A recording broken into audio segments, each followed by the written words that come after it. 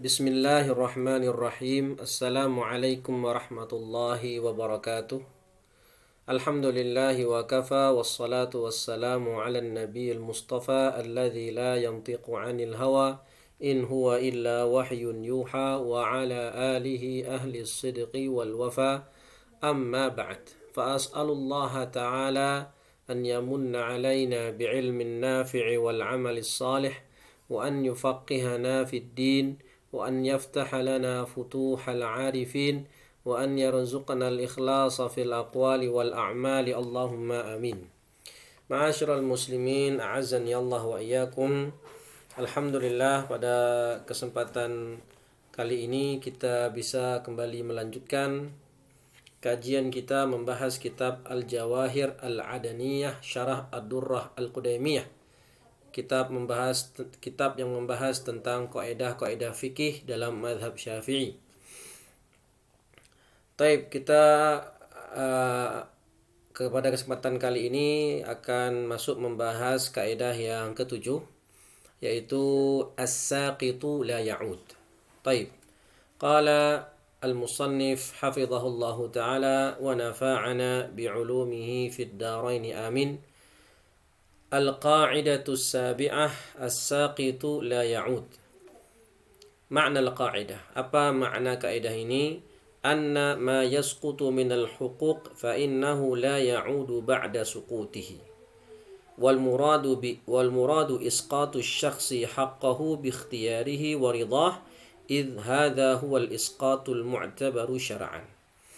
Yaitu bahwasannya apa yang sudah digugurkan dari hak-hak, maka dia tidak bisa kembali lagi setelah hak tersebut digugurkan. Artinya ketika seseorang isqatu syakhsi haqqahu, ketika seseorang mempunyai hak atas orang lain, kemudian dia menggugurkan hak tersebut, maka ketika sudah digugurkan dia tidak boleh lagi meminta hak itu kembali karena sudah dia gugurkan. Taib. Dan inilah isqat atau pengguguran hak yang mu'tabar dalam syariat. Taib, nanti akan lebih jelas dengan penerapan atau contoh-contoh penerapan kaidah ini. Dalil kaidah qaulullah ta'ala wa in kana dzu usratin fanadhiratun ila maisarah wa an tasaddaqu khairul lakum in kuntum ta'lamun. Ya, ini tentang pengguguran hutang ya, atau memberikan penundaan terhadap hutang ketika seseorang tersebut tidak mampu membayar hutang karena kesulitan keuangan. Dan hadis Nabi sallallahu alaihi wasallam, al-aidu fi hibatihi kal kalbi ya'udu fi qai'ihi. Orang yang menarik kembali hadiah yang telah dia berikan kepada orang lain itu seperti anjing yang menjilat ludahnya sendiri atau memakan muntahnya sendiri. Laisa lana mithlus saw. Taib. Hadis ini riwayat Al-Bukhari dalam sahihnya. Wajhul istidlal, ya.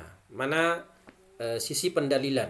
Ya, sisi pendalilan dari dua dalil di atas, anna man asqata dainahu 'anil mu'sir falaysa lahu al-'audah bimutalabatihi bihi marratan ukhra.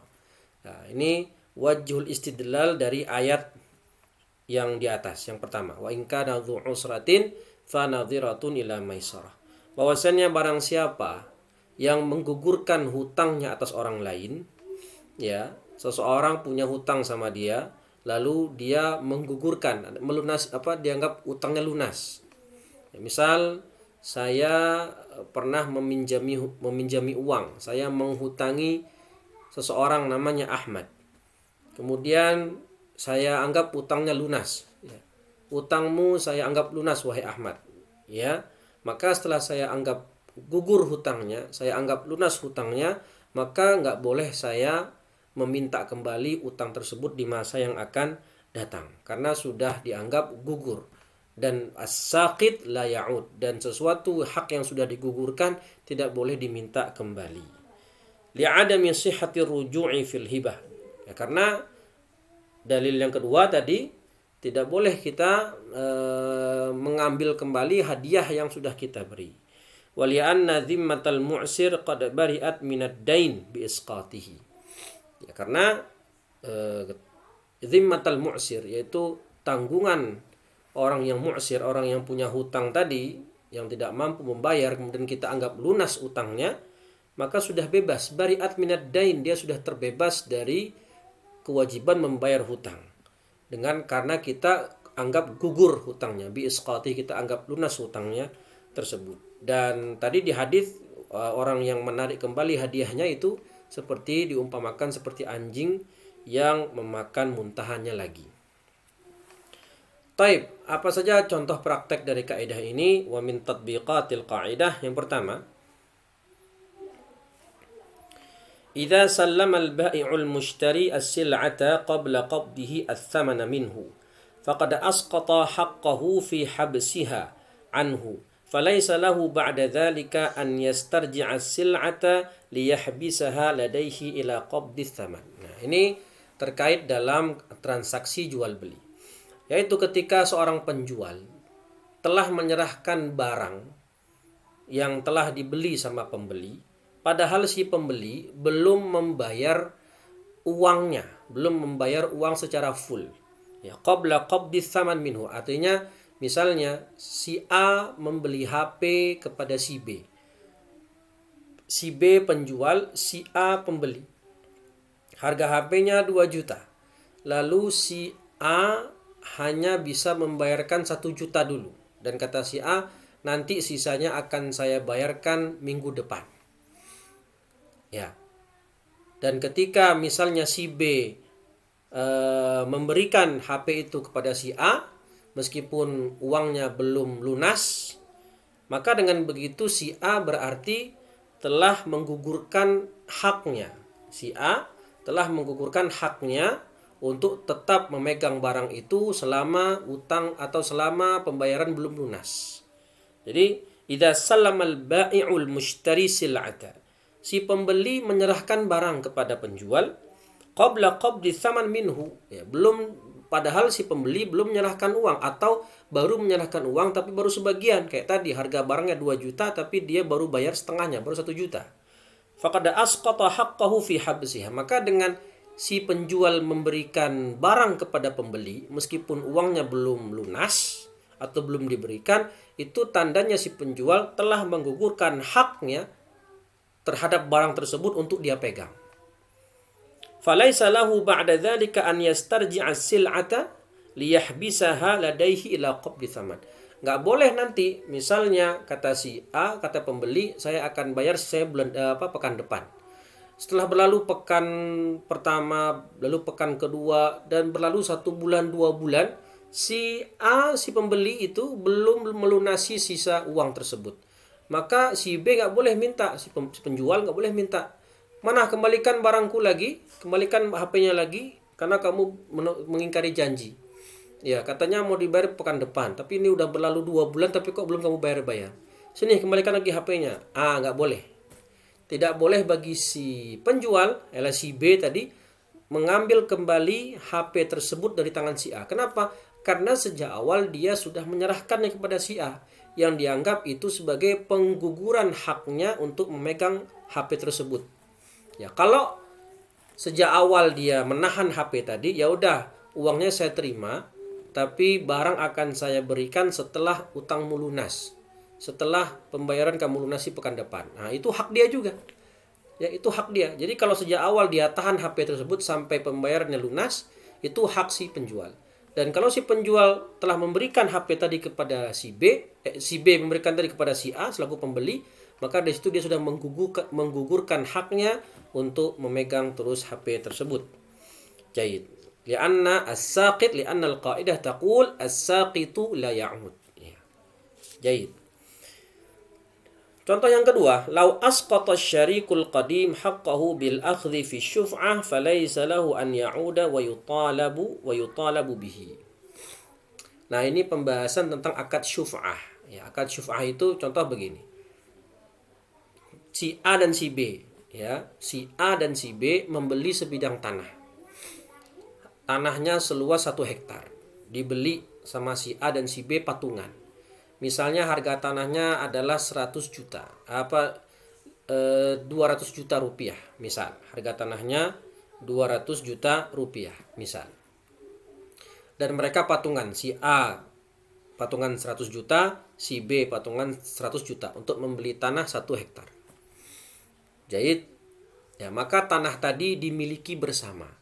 Dan mereka tidak menjelaskan batas-batasan, tidak dijelaskan ini sebelah sini punya saya, sebelah sini punya kamu, enggak. Jadi semua tanah tadi milik bersama.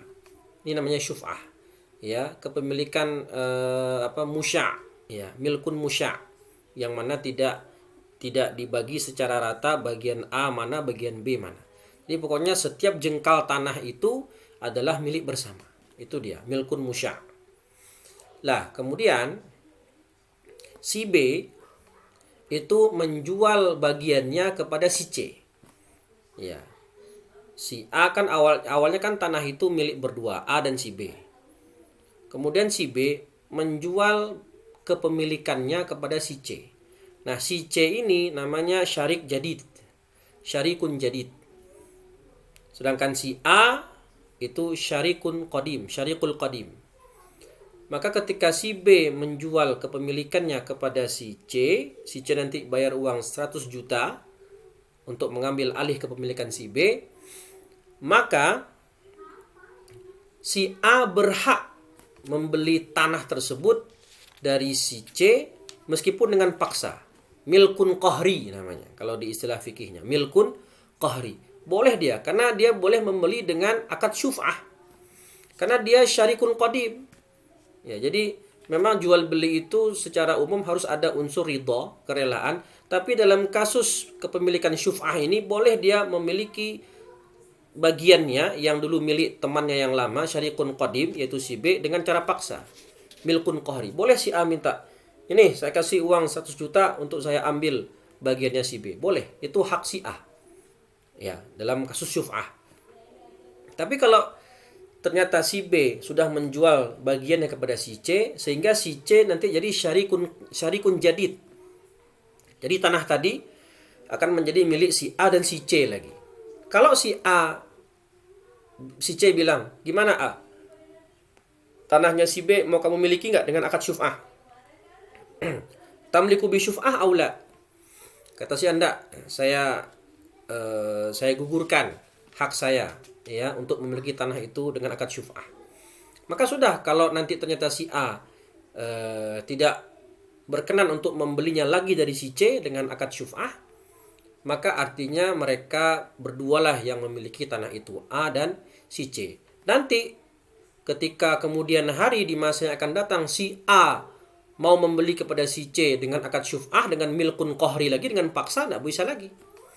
Tidak bisa lagi. Ya, artinya harus sepertujuan si C. Kalau si C mau, aman sudah. Tapi kalau si C nggak mau, terus dia bilang, loh ini kan akad syuf'ah. Lah dulu kamu saya tawarkan nggak mau. Nah, sekarang kok malah minta? Nah, karena dulu si A sudah menggugurkan haknya dalam akad syuf'ah untuk memiliki bagian yang dulu punya si B, maka sekarang sudah tidak berhak lagi dia untuk meminta. Kenapa? Karena dulu dia sudah menggugurkan haknya. Jahid. Kemudian penjelasan contoh yang ketiga. Lil mar'ah habsu nafsiha an zawjiha hatta taqbida mahrahal hal. Fa in sallamat nafsaha lahu ta'i'atan qabla qabdihi fawati'aha falaysa lahal mutalabatu bi faskhiz zawaj id a'sara bihi. Ya, ini sama dengan tadi, sama dengan jual beli. Cuman ini dalam akad nikah. Jadi dalam akad pernikahan itu mahar bisa dibayarkan tunai, bisa dibayarkan tertunda atau hutang.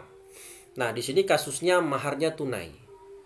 Ya, kasusnya maharnya apa? Tunai. Jadi ketika akad misalnya maharnya adalah 2 gram cincin emas seberat 2 gram dan seperangkat alat sholat dibayar tunai. Nah, dibayar tunai. Maka si perempuan, si istri, dia ketika sudah sah akadnya, kan sudah menjadi istri nih, dia berhak untuk tidak mau digauli sama suaminya, tidak mau disentuh sama suaminya sebelum suaminya membayarkan mahar yang tunai tadi. Jadi ketika malam pertama dia boleh menolak, jangan sentuh aku sampai kamu bayar maharmu dulu. Karena kan tadi diakad apa? Dengan tunai.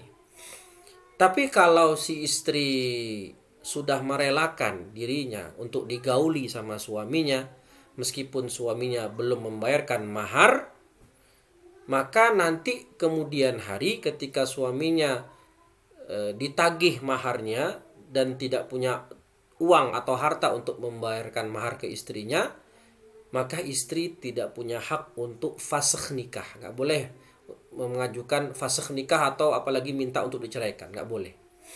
Ya. Mana maharnya, kok udah lama kamu nggak bayar mahar? Katanya bayar mahar bulan depan, udah berlalu 1 tahun tapi kamu nggak bayar mahar. Kata suami, ya saya belum punya uang, sabar, sabar. Nah, istri nggak boleh minta cerai atau minta fasakh, pembatalan akad, nggak bisa. Kenapa? Karena dia sudah menyerahkan dirinya. Mari katakan fa'in lil mar'ah habsu nafsiha an zaujiha hatta taqbida mahrahal hal. Si istri itu berhak untuk tidak mau digauli, menahan dirinya untuk tidak digauli sama suami sebelum si suami membayarkan mahar yang tunai.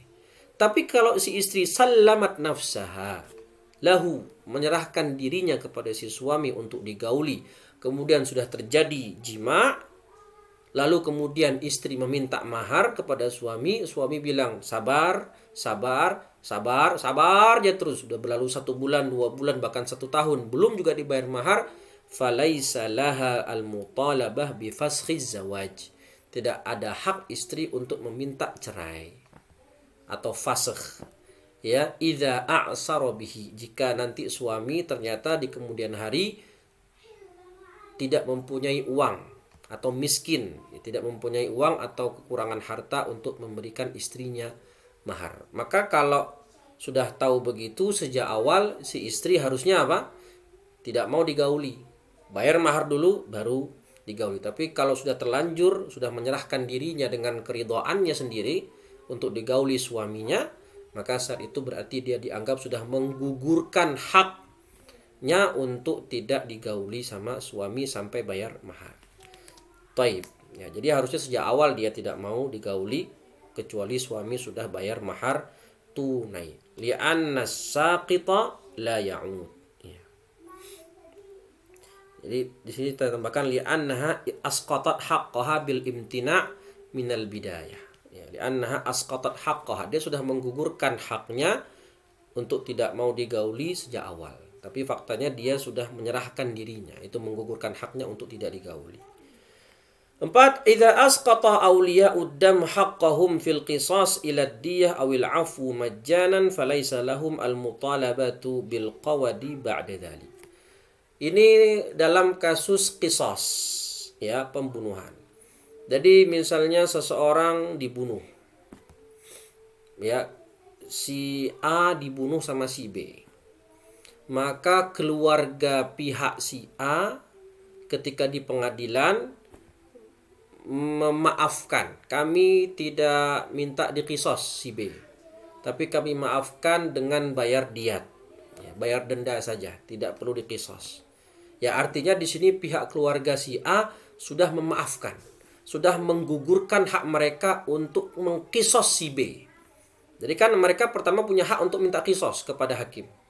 Kami pengen si B diqisas, itu hak pertama dia. Tapi ketika bilang kami gugurkan hak kami untuk qisas, tapi kami minta si pelaku untuk membayarkan denda.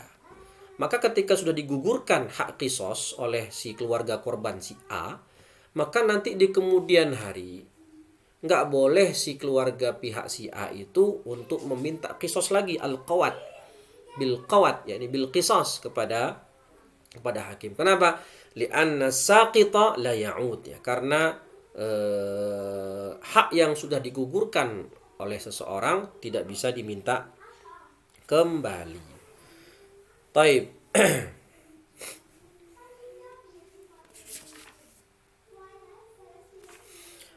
Nah, wa yulahadhu min khilali hadhihi at-tatbiqat anna al-huquq allati taqbalu al-isqat hiya huququl khalqi al-mujarradah. Amma huququllahi ta'ala azza wa jalla fala taqbalul isqat kal hududi idza balagat al imamu.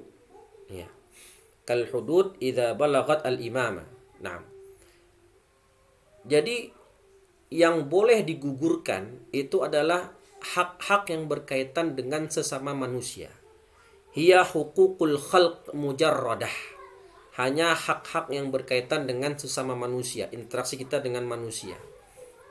Tapi kalau berkaitan dengan hak Allah, kayak had, seperti had zina, had mencuri, haddul qadhaf, dan had-had yang lain, maka tidak bisa digugurkan jika sudah sampai perkaranya ke hakim. Berdasarkan hadis Nabi yang mana kisah masyhur Usamah bin Zaid meminta Nabi untuk memberikan syafaat kepada pelaku pencurian, yang mana pelaku ini dari kalangan orang bangsawan atau kalangan orang terpandang. Maka Nabi memarahi Usamah, "Ya Usamah, atashfa'u fi haddin min hududillah?" Ya. Wahai Usamah, apakah kamu memberikan syafaat, ya, memberikan keringanan kepada seseorang dalam had di antara had-had Allah? Ya. Maka Nabi di ujungnya mengatakan apa? Demi Allah, jika Fatimah binti Muhammad saraqat laqata'tu yadaha. Ya, kalau anakku sendiri mencuri, kata Nabi, maka aku pasti akan memotong tangannya. Jadi kalau untuk urusan hak Allah seperti al-hudud, ya, hukuman-hukuman yang sudah ditentukan dalam syariat seperti had zina, haddul qadhaf, haddu syurbil khamar, haddus sariqah, dan yang lainnya, kalau sudah diperkarakan di pengadilan terus dimaafkan sama korban, nggak bisa, ya, tidak bisa digugurkan. Artinya misal seseorang mencuri, si A mencuri harta si B, kemudian tertangkap, terbukti ternyata yang dicuri adalah senilai rubu'u dinar setelah sampai nisab. Kemudian ketika sudah dijatuhi, ketika sudah divonis, ya, kena hukuman potong tangan, kata si B yang korban tadi mengatakan, "Enggak, wahai hakim, saya maafkan dia. Wahai hakim, saya maafkan dia dan jangan dipotong tangannya." Enggak berlaku. Tidak berlaku. Ya, kalau sudah sampai ke perkara itu ke pengadilan atau ke hakim. Tapi kalau sebelum itu bisa untuk didiskusikan dengan secara kekeluargaan. Tapi kalau sudah sampai ke pengadilan, ke tangan hakim, maka la yaqbalul isqat, tidak menerima pengguguran hak. Jaid.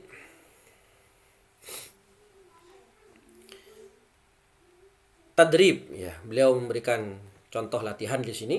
Lau aftara syakhsun bijima'i zaujatihi fi nahari Ramadan. Nah, kalau ada seseorang atau laki-laki puasanya batal gara-gara menggauli istrinya di siang hari Ramadan. Thumma junna fi dzalikal yaum. Kemudian dia gila, setelah jima gila dia misalnya. Ya, ketika dia sudah menjima istrinya pada hari itu terus gila. Fi dzalikal yaum thumma 'ada ilaihi aqluhu. Terus kembali lagi akalnya. Ya, misalnya gini, dia jima jam 7, kemudian gila jam 10, kemudian sadar lagi jam 1 siang misalnya. Fahal tajibu alaihil kafarah amla? Apakah kafarah mughalladhah? Kan kalau berzina lagi. Kalau menggauli istri di siang Ramadan, itu kan konsekuensinya dia harus membayar kafarah mughalladhah. Kafarah yang berat. Itqu raqabah, memerdekakan budak, atau saumu syahraini mutatabi'ain, puasa 2 bulan berturut-turut, atau kalau nggak bisa, yang ketiga adalah memberikan makan 60 fakir miskin. Nah, ini namanya kafarah mughalladhah. Lah, kalau dia seperti itu, dia jam 7 menggauli istrinya di siang Ramadan. Jam 9 dia gila. Kemudian jam 1 siang dia kembali sadar, kembali kesehatan, kembali akalnya. Apakah tetap wajib bayar kafarah? Amla. Yumkin an turaji'a Bushrul Karim. Nah, kata Syekh Labib, bisa kamu lihat dalam kitab Bushrul Karim. Ya. Dan sudah saya temukan di situ. Saya ambil dalam kitab Bushrul Karim, cetakan Mu'assasah Risalah, halaman 632. Wa tasqutul kafaratu huna, dan gugur kafarah mughalladhah di sini alias dalam pembahasan jima siang hari Ramadan. bitarawil jununi wal mauti fi athna'in nahar. Ya. Gugur wa tasqutul kafarah. Gugur kafarahnya. Kalau dia tadi setelah jima gila atau meninggal di siang Ramadan tersebut, yang mana di waktu siang itu dia menggauli istrinya. Alladzi jama'a fihi. Wa in ta'adda bihima, meskipun dia gilanya sengaja atau dia matinya sengaja, bunuh diri dia misalnya. Misal bunuh diri dia, habis jima bunuh diri dia, sengaja bunuh diri. Ya, maka gugur bagi dia kafarah mughalladah. Li'annahu bana bi tarawwi dzalika annahu lam yakun fi shaumin. Karena dengan kejadian tersebut dia gila, setelah jima dia gila atau dia mati, maka telah jelas pada saat itu dia tidak lagi bisa untuk berpuasa, alias gugur bagi dia kewajiban puasa. Dan ditambahkan sama Syekh di situ id as-saqitu la ya'ud, karena sesuatu yang gugur tidak bisa kembali lagi. Dan begitu juga senada dengan yang dituliskan oleh Syekh Hisham Kamil Hamid Musa hafizahullah dalam kitabnya Al-Imta'. Di antara syarat seseorang tadi wajib bayar kafarah mughalladah karena perbuatannya menjima istri di siang Ramadan, an yakunal wati'u ahlan lisaumi baqiyatal yaum. Si pelaku jima tadi dia masih dikatakan orang yang layak untuk berpuasa di sisa hari. Faman mata ba'dal wata'i, kalau dia wafat setelah jima, au junna, atau dia gila, baik gilanya itu sampai maghrib atau gilanya nanti cuman beberapa jam dan kembali lagi akalnya sebelum maghrib, lam tajib alaihi li'adami istimrarihi ala ahliyatis siyam. Maka tidak wajib bagi dia kafarah mughalladah tadi, alias gugur bagi dia kewajiban bayar kafarah mughalladah karena li'adami istimrarihi ala ahliyatis siyam, karena dia sudah tidak lagi disebut orang yang layak berpuasa karena gilanya atau karena matinya tadi. Nah, itu saja yang bisa kita bahas pada kesempatan kali ini. Ya, ini kaidah yang ke-6. Insyaallah kita lanjutkan di pertemuan berikutnya, kaidah yang ke-7. Tadi kaidah yang ke-7. Sekarang kaidah yang insyaallah di pertemuan berikutnya kaidah yang ke-8, yaitu at-tabi'u tabi'. Cukup dari saya, semoga bermanfaat. Mohon maaf jika ada salah kata. Aqulu qawli hadza wa astaghfirullah li wa lakum. Subhanakallahumma wa bihamdika asyhadu an la ilaha illa anta astaghfiruka wa atubu ilaik. Wallahul muwaffiq ila aqwamit thariq. Wassalamu alaikum warahmatullahi wabarakatuh.